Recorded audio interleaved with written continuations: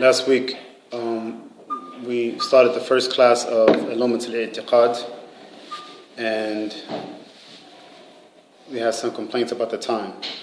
So what we're going to do, this is going to be the last class we have at this time, inshallah, and then we'll take it back to after Asr.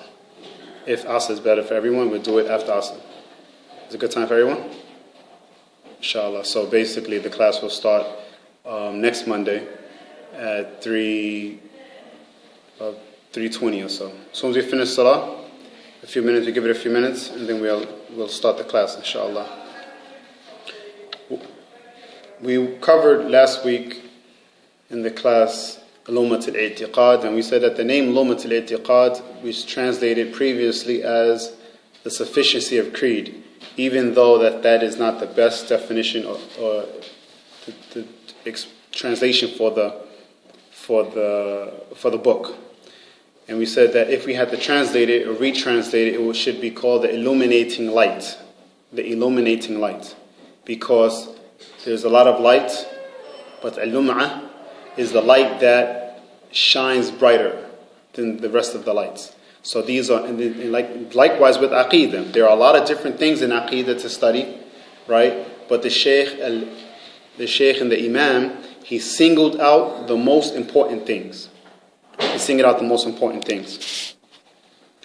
Okay. One of the things we covered last time as part of the introduction was the attributes of a talib al-ilm. And we mentioned that everyone wants to be a student of knowledge or wants to be a scholar, but he can want to or try to obtain those characteristics because those characteristics are praiseworthy characteristics which will help him in this life and in the akhirah. Does anybody remember any of those characteristics that we covered?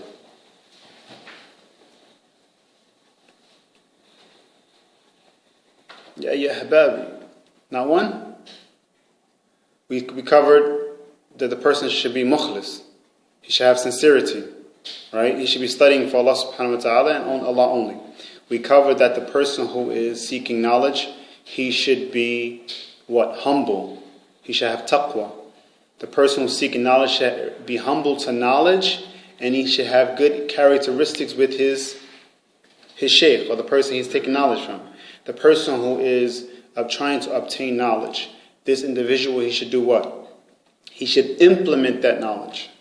Right? He should have fear of Allah and he should implement that knowledge. These are just some of the things that we covered in the last class, so that while we're sitting here and the angels are descending upon us and the angels are asking Allah to have mercy on us and the angels are asking Allah to have forgiveness for us and the angels are asking Allah to give us reward, we meet those characteristics and we're trying to apply those characteristics in our lives. A person may ask, why is it important to study Aqeedah? Why is it important to study Islamic theology? I'm a Muslim, I believe in Allah, I know Allah is true. Why do you think it's important for a person to study Islamic Aqeedah or Islamic theology? If you study to know how you're going to worship Allah. How to worship Allah. Yeah. Correct. Perfect. What do you think? You think it's okay for a person, he's especially for Muslims who have been born in Muslim families or Muslims who have accepted Islam. They were non-Muslims like myself, and then I accept Islam and I say Ashhadu la ilaha illallah wa ashhadu anna Muhammadan Rasulullah, and I came into Islam. Do you think it's okay for a person, example, not to know Al-Fatiha? 2 years, 3 years, he doesn't know Al-Fatiha. It's not okay, right? So a person says he doesn't know, he knows he believes in Allah, he knows that Allah is God, right? He knows that, but he doesn't know anything about the Prophet Muhammad. Okay, two things. Those are both separate. Yes. Two things we have to study for that one. Somebody become late in this is praying, and somebody maybe the phone loud, or somebody be talking loud. Interrupted the person for that. Okay. Yeah. Okay. Yes, because sometimes we don't come for the same time to prayer. Yeah, so somebody come and they want to make it pray. So I name Quran, the same thing. We strongly do that. When the people pray, over there too much talk. Yes. Yeah, those things, they are very important. I agree. We should about study for that one. We don't have to force anybody because there doesn't happen everybody come.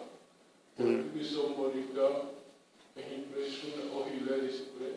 So please, let's stop the conversation or other things here and come talk to them. Let's study for that one. It's like a person, like I think what you're trying to say is a person says he wants to pray, but he doesn't know how to pray. Right? He prays, but he doesn't learn what is obligatory for him to know within the prayer. Then his prayer is going to be incorrect because he's going to make mistakes. Just like a Muslim who says, I believe in Allah, but he doesn't know, he didn't study anything about Allah. Right? He's going to have faulty beliefs in Allah. Perfect example. How many times have we heard Muslims say, the big man upstairs? This is not Islamic. Right? First, Allah is not a man, nor is he a woman. Right? And this is not an attribute that Allah had given to himself. So how can we give Allah that attribute? Right? So it's just small mistakes that lead to bigger mistakes that eventually will affect someone's belief in Allah very easily. I had pulled a statement from one of the mashayikh that he says, that which fortifies or affirms the correct belief, right? لا من حيث فقط منهج العبادة الشرعي, not just from worship or applying worship or worshipping Allah, بل حتى من حيث اعتقاد أولا ابتدأ بالله عز وجل. He says, and also with the belief in Allah first, right? Example, you believe in Allah, then you pray. You don't pray and then believe in Allah, right? So the belief comes first. And the stronger your belief is, the stronger your ibadah will be. And your worship will be. Okay, so he says, like Iman al-Ukhra, like Iman in the Akhirah, والاعتقاد بالعبادات, and belief in the worship, واعتقاد بمنهج الدين, and believing in how we should apply the religion, جملة وتفصيلا على قدرة مدارك الإنسان, and then to the extent you should know it in detail, some things, and some things you should know just like a roundabout, a summary or a brief understanding of what it is. One of the reasons we're in this situation we are in now as a ummah is because we left off aqeedah. We left off understanding Allah subhanahu wa ta'ala the correct way.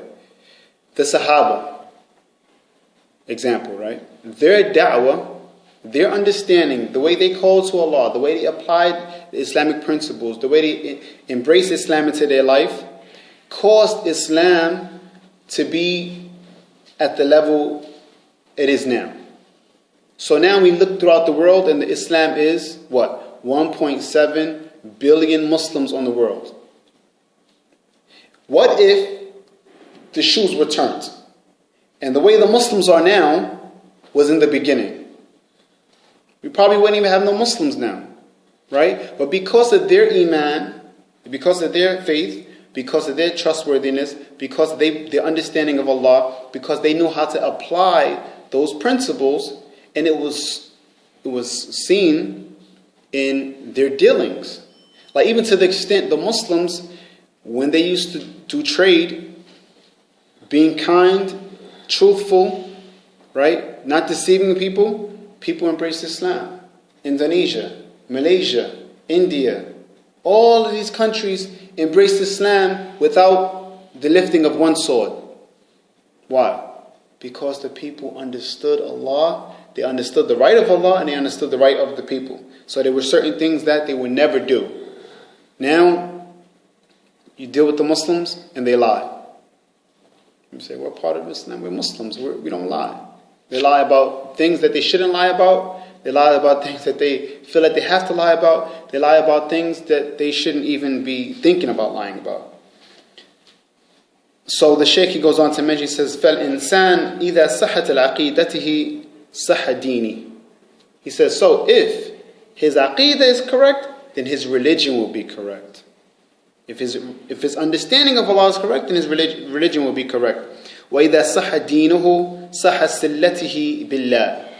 And if his religion is correct, then his means of getting closer to Allah will be correct. Or his connection to Allah subhanahu wa ta'ala. فَإِذَا وَصَلَ إِلَى هَذِهِ دَرَجَةِ حَقَّقَ السَّعَادَةِ فِي الدُّنْيَا وَالْآخِرَةِ. And he says, and if the slave reaches this level, where his understanding of Allah is correct, and his worship is correct, and his connection between him and Allah is correct, he will have happiness in this life and in the hereafter. I swear by Allah subhanahu wa ta'ala, it was only by the qadr that it brought me happiness in this world, and it brings other Muslims happiness. Why? Because once you understand that everything has been decreed 50,000 years before the creation of man, whatever happens to you, you will submit to it. Because you know Allah subhanahu wa ta'ala decreed it. And if He decreed it in a manner, in a fashion that was best for you, whether you understand it or not. Understanding that, you can embrace and you can sleep easy knowing that you're going to get a reward for being patient. Right? You're going to get a reward for being patient. And this is why some of the Salaf, they used to say, لا يصلح آخر هذه الأمة. Nothing will rectify the latter part of this ummah إلا بما صلح به الأولها, except that which rectified the beginning part of the ummah. Remember, Umar ibn al-Khattab, he said that they used to worship the idols. And they used to make the idols from dates. They make their deity, their god, from a date, the fruit. And when they became hungry, they would eat the date. Is that guidance? No, it's not guidance.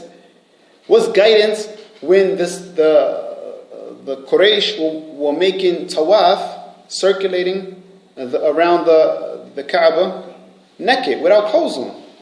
What part of guidance is that? What part of guidance now that when you look at National Geographic and you see people who are in primitive lands, in the rainforests, and they have these big earlobes and they put these piercings all over their face because of their culture that they've been holding on to for 1,500 years.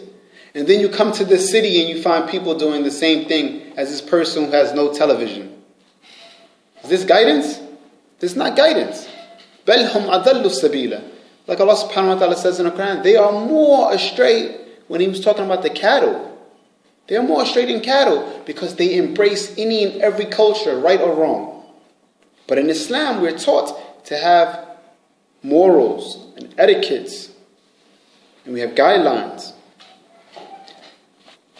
And so this is why we're going to cover this book. One of the reasons why we're going to cover this book is because it is one of the manuscripts of Aqidah. So it's one of the ancient books. It's not something from the contemporary scholars. It is a book that was written over 800 years ago, approximately 800 years ago. So when we want to compare, to gauge if we're doing something correct or incorrect, we don't want to gauge it or measure it by the contemporary issues and contemporary books. We want to go back to the old books that the scholars, they have embraced and they loved and they written and they gave explanations to, and they taught and they didn't speak bad about that book. So they felt comfortable with that book and we will feel comfortable with that book as well. So we see is the Shaykh Al-Imam Ibn Qadamah Al-Maqdisi. He is from A'immat Al-Salaf. He is from the Imams of the Salaf. And the word salaf has brought a lot of fear and a lot of fear to the people. A lot of people are afraid when they hear this word salaf, salaf, salafi. What does this word mean? Literally, linguistically, salaf means predecessors. Anyone who's older than you or came before you. If they came before you or they're older than you, then he's your salaf. He's your salaf, right? And what we're going to cover now is some of the hadith and the ayat that may show us that the importance of taking from the salaf in the past over taking from the contemporaries. فعن معاوية بن أبي سفيان رضي الله عنهما أنه قال, Muawiyah, he said, ألا إن رسول الله صلى الله عليه وسلم قام فينا فقال. The Prophet صلى الله عليه وسلم, may peace be upon him, he stood in front of us and he said, ألا إن من قبلكم من أهل الكتاب افترقوا على 72 ملة. He said that verily the people who came before you, from the Jews and the Christians, they divided into 72 sects. 72 sects. وإن هذه ملة ستفترق على 73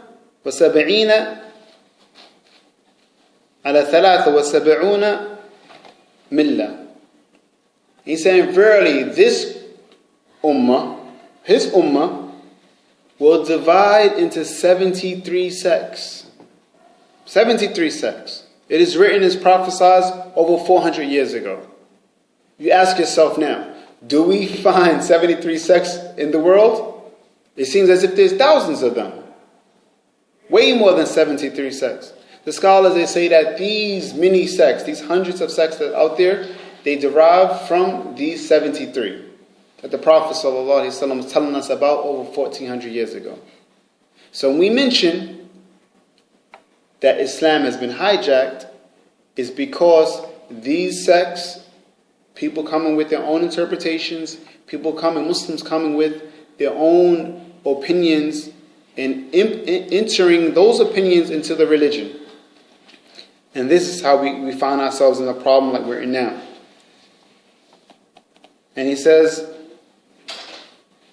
within 10 وَسَبْعُونَ فِي النَّارِ وَوَاحِدَ فِي الْجَنَّةِ. And he says in 72, from the 73 will be in the hellfire, and one from amongst them will be in paradise.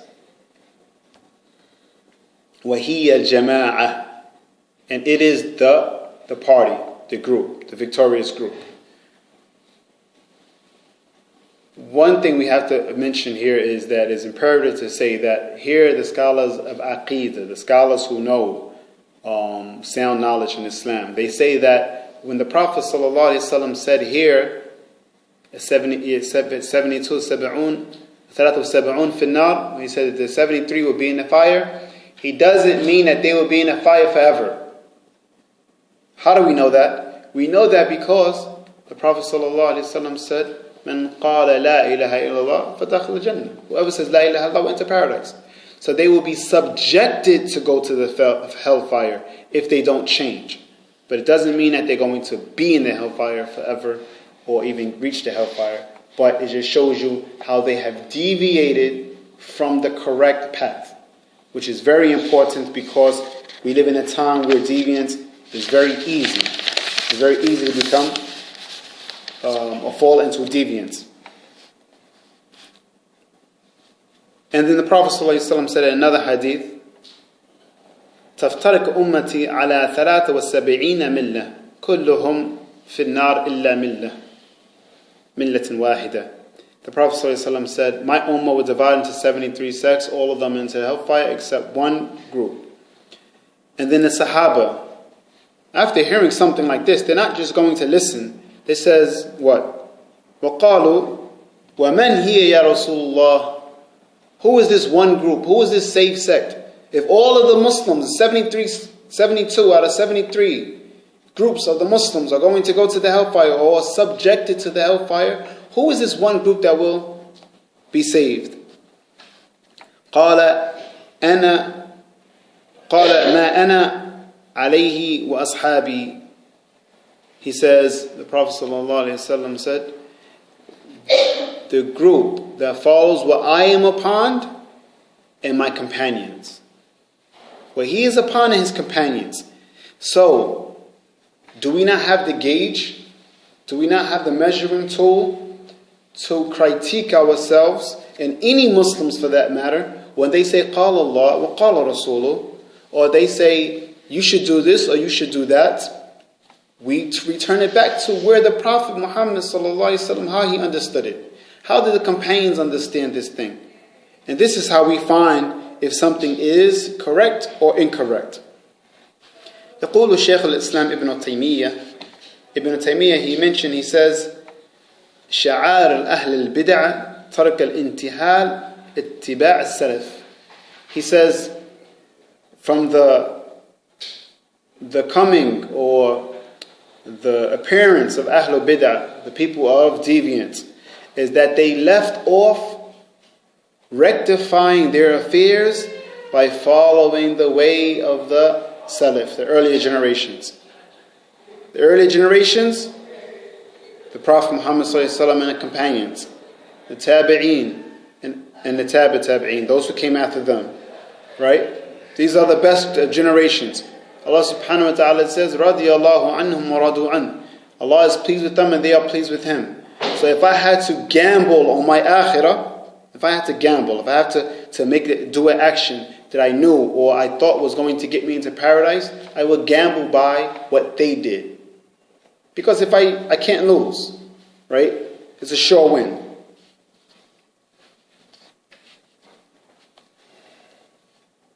And then he goes on to mention, he says, وَشَعَارِ هَذِهِ الْفِرْقِ, and he says, in the appearance of these groups, يعني ذنتين وسبعين فرقة مخالفة لأهل السنة والجماعة. And he says that the appearance of these groups, these 72 groups, is that they went against the Ahlul Sunnah, the people of the Sunnah and the Jama'ah. Who are the people of the Sunnah? The Prophet ﷺ, his companions, and the generations that came with him. وَمَفَارِقَ الْكِتَابِ وَالسُّنَّةِ, and they left off following the book of Allah and the Sunnah.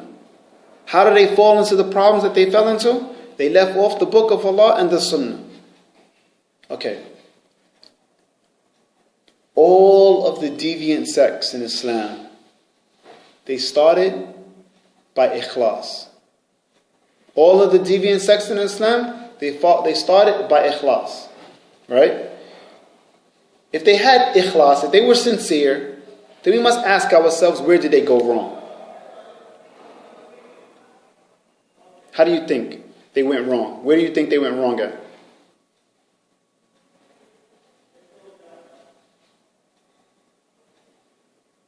They're sincere.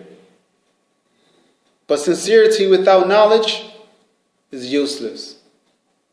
You can't be sincere, truly sincere, without knowledge.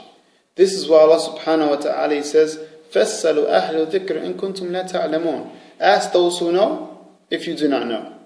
Right? Yeah. So we're not from the people who promote action in a multitude of actions without knowledge. We're from the people who promote knowledge with actions. And then you find sincerity. And the Prophet ﷺ, he told us and he prophesied to us the problems that will come now and the problems that will come after his death. He says, إِنَّهُ مَنْ يَعِيشَ مِنْكُمْ, whoever from you who live بَعْدِي فَسَيَرَى اخْتِلَافًا كَثِيرًا. He said, whoever lives after me, after his death, he will see much differences, much differing, bickering. Right? And this is what we find ourselves in a situation now. Either a person he bickers to the point where he falls into deviance, elevating his opinion over others, elevating his opinion over the opinion of the scholars, elevating his thoughts and his interpretations over the statements of Allah subhanahu wa ta'ala and His Messenger. And I give you a clear example. There was a story that the Shaykh Muhammad Al-Uthaymeen, he mentions. He says, there came a man when he was differing with someone about an Islamic affair. It was mentioned to him, Imam Ahmed bin Hanbal, he says this and this. Imam Ahmed bin Hanbal, he says this and this. And the man, he says what? He says, Amma Imam Ahmed, fahuwa rajul ka'ana rajul. Like Imam Ahmed, he's a man like I am a man. Who's Imam Ahmed? He's from the four of the greatest Imams that ever lived, right? He's from one of the four famous Imams. You have Imam Ahmed, Imam Shafi'i, Imam Malik, Imam Abu Hanifa. These are the four Imams of the Madhahib al-Arba. So imagine, you have maybe Saudi Arabia, Kuwait, Bahrain, all of the Arabian Peninsula mostly follow Imam Ahmed's interpretation of Islam. And in Africa, West Africa especially, most of them follow Maliki Madhab, right? And in the Indo-Pak area, most of them follow the Imam Abu Hanifa. And some of the Sham, Palestine, Iraq, Egypt, a lot of them follow Imam Shafi'i. So these four people, right, four Imams, radiallahu anhum, so great in Islam, elevated status, right? And then a person like me says, or a person in a contemporary says, well, Imam Ahmed, he's a man like I'm a man. A'udhu billah.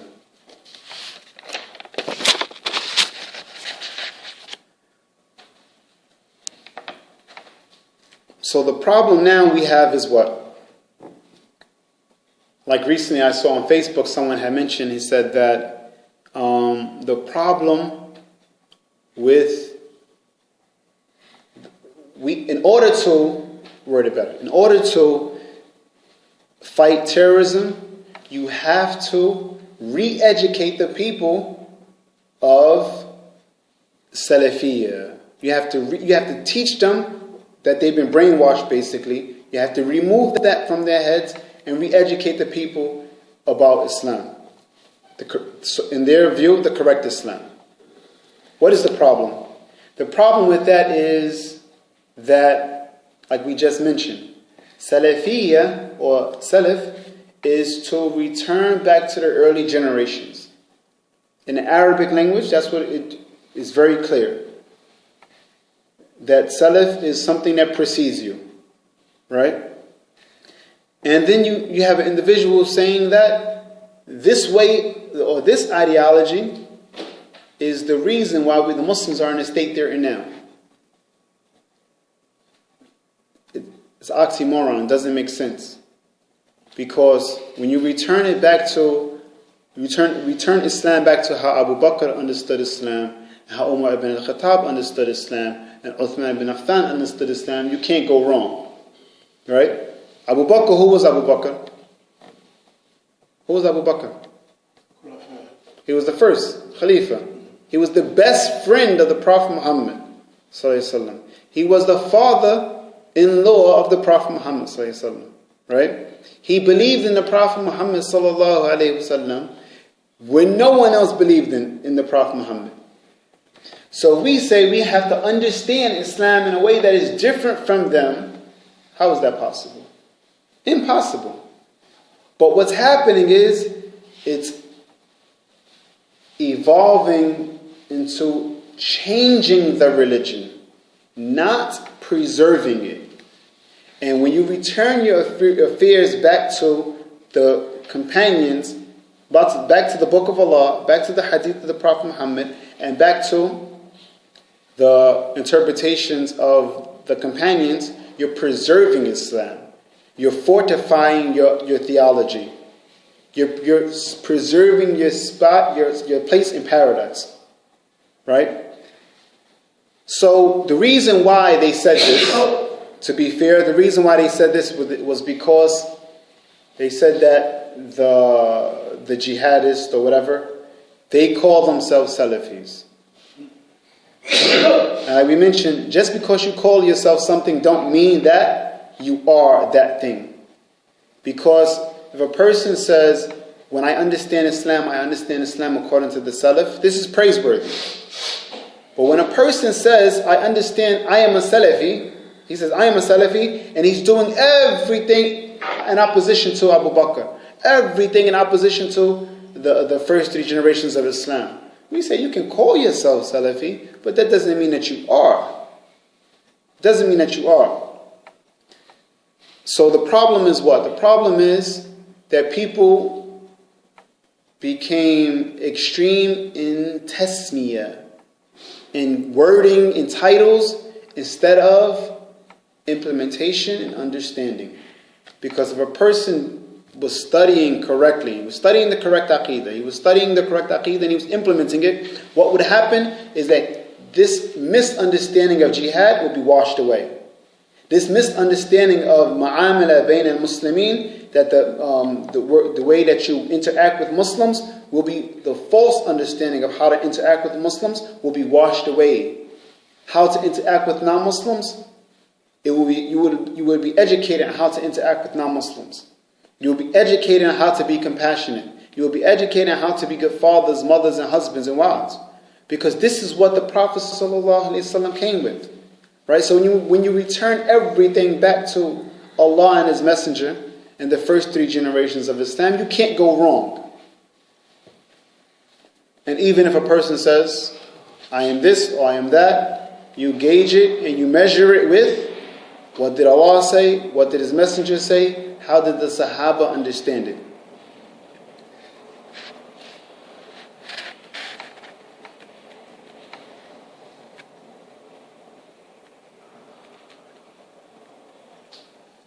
Now the Shaykh Ibn Hajar al-Butami, he goes on to mention, he says, وَعَلَى ذَلِكَ الْمُرَادِ بِمَذْهَبِ السَّلَفِ. He says, and upon that, this is the understanding of the methodology of following the Salaf. This is the understanding. مَا كَانَ عَلَيْهِ السَّحَابَ الْكُرَامِ. He says, whatever the Sahaba, the blessed or the beloved Sahaba were upon, وَعَلَيْهِمُ التَّابِعُونَ, and the Tabi'un, بِالْإِحْسَانِ, with goodness. The Sahaba were humans. So if the Sahaba made a mistake, if any Sahabi made a mistake, we reject that thing. We only accept that which is correct. We only accept that which is correct. He says, whatever they were upon, bil-ihsan, in goodness, ila yawm ad-din wa atba'uhum wa immatihim. And he says, and wherever they were upon of goodness until the day of judgment, their followers and the Imams.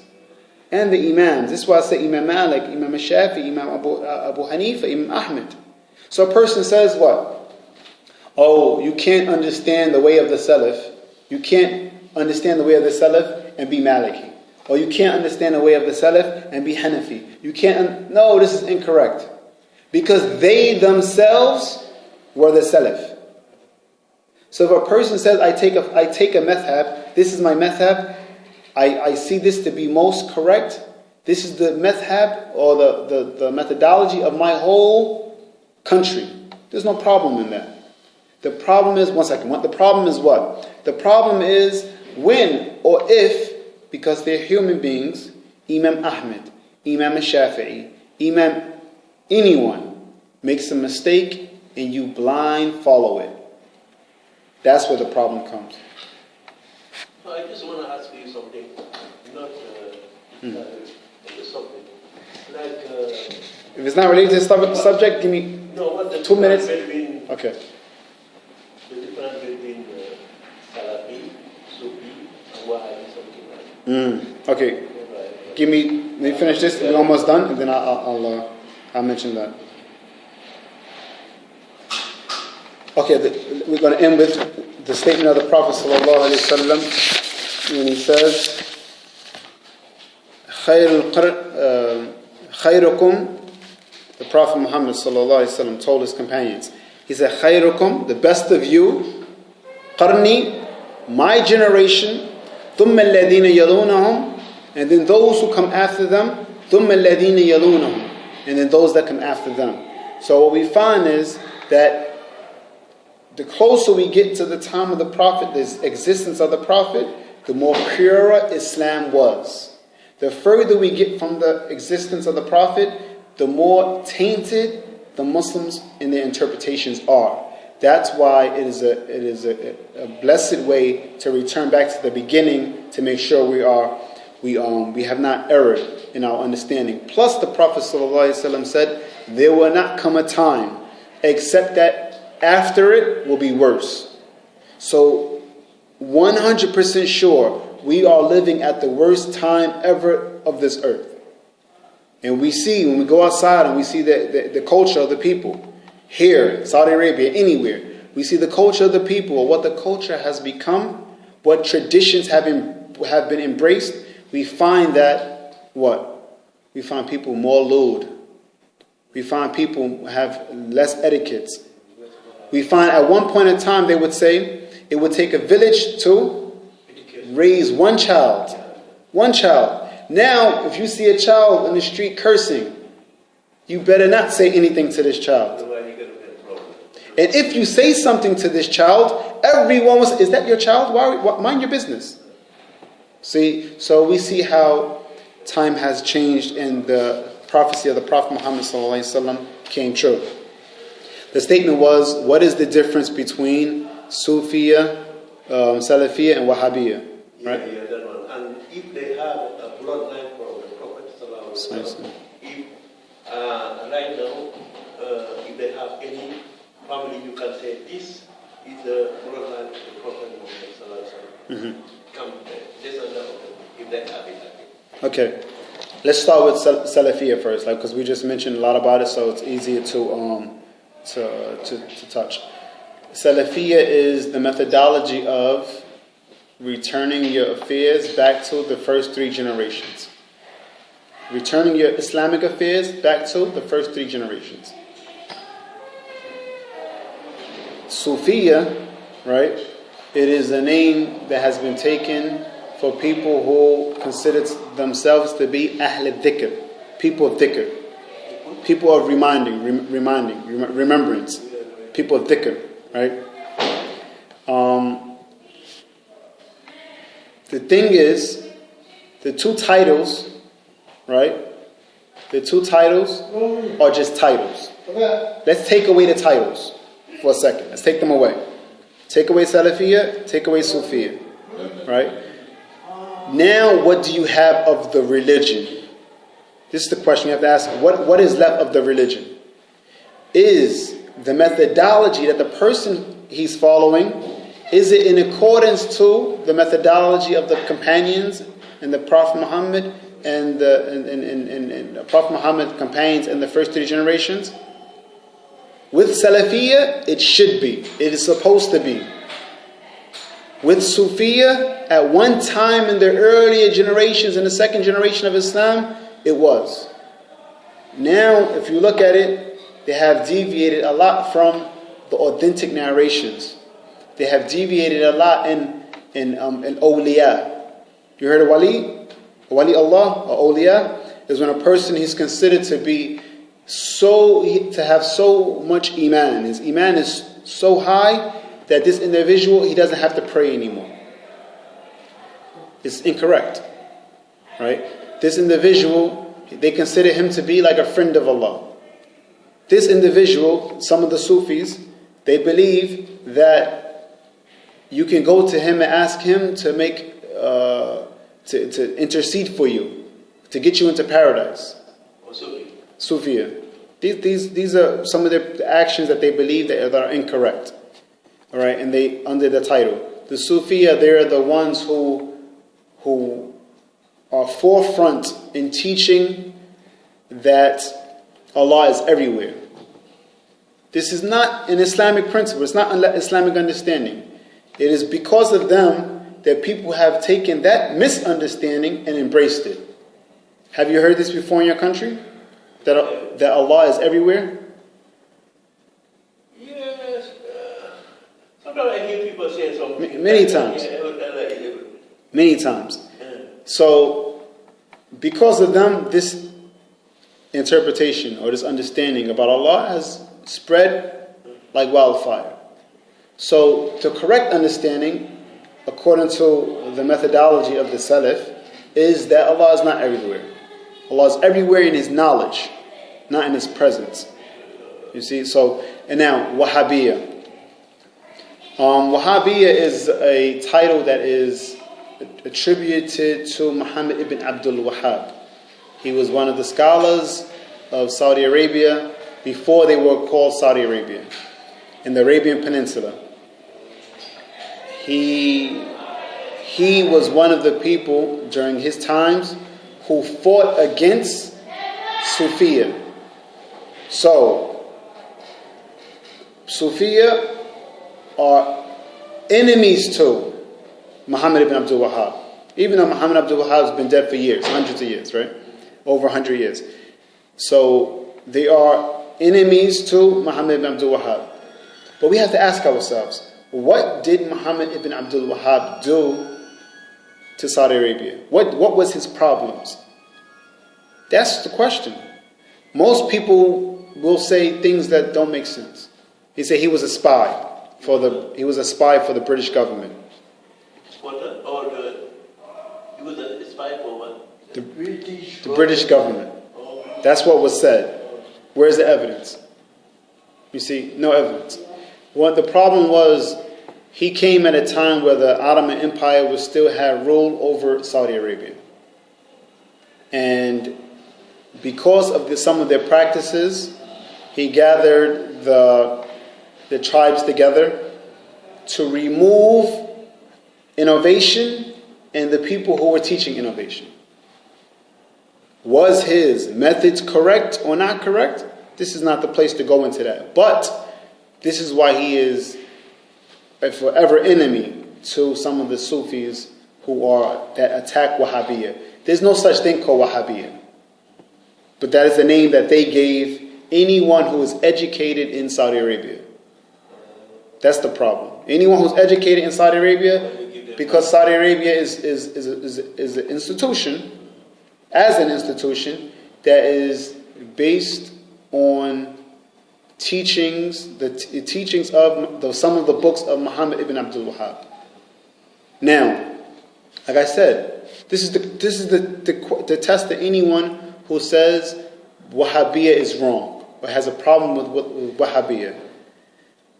Show me something that they made a mistake in. We don't have partisanship to anyone. When I was in Saudi Arabia, I was studying, and my teachers will always teach us to be very critical in our thoughts. Critical in not taking our positions, and not be biased to a particular madhab. Not to be biased. So, if Muhammad ibn Abdul Wahhab, rahimahullah ta'ala, he passed away, so we say rahimahullah, he was a Muslim. If he was incorrect in anything, then let me know what he was incorrect in. We will analyze it, and we will reject it. But if he is not incorrect in something, then we shouldn't be part of the campaign to be against what they call Wahhabiyya, which really doesn't mean anything because there's no such a madhab called Wahhabiyya. You see? Any other questions? Yeah, the Prophet Sallallahu Alaihi Wasallam. Okay. He did the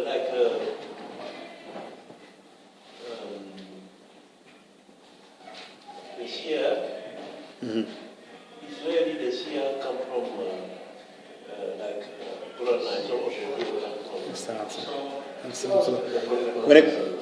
When it comes to the bloodline of the Prophet Muhammad ﷺ, there are people who are known, families and tribes who are known to be from the bloodline of the Prophet Muhammad, like a Sharif. Like what? Sharif. The Sharif are from the bloodline of the Prophet Muhammad. I think they're supposed to be direct descendants from Fatima. Fatima. Yeah. Right? Some of them are from the bloodline of authentically from the bloodline of Fatima, and some of them may not be. But the reality is, just because someone's from the bloodline of the Prophet Muhammad doesn't mean that his narrations or his statements are accepted. Just know that. Yeah. But there are still people on the earth. There's still people on the earth who are from the bloodline of the Prophet, and from them, whoever they be, in whichever country we will find them. They're in different countries. We will find the Mahdi will come from those families, from those bloodlines. Inshallah. هل لديكم سؤال؟ Any other questions?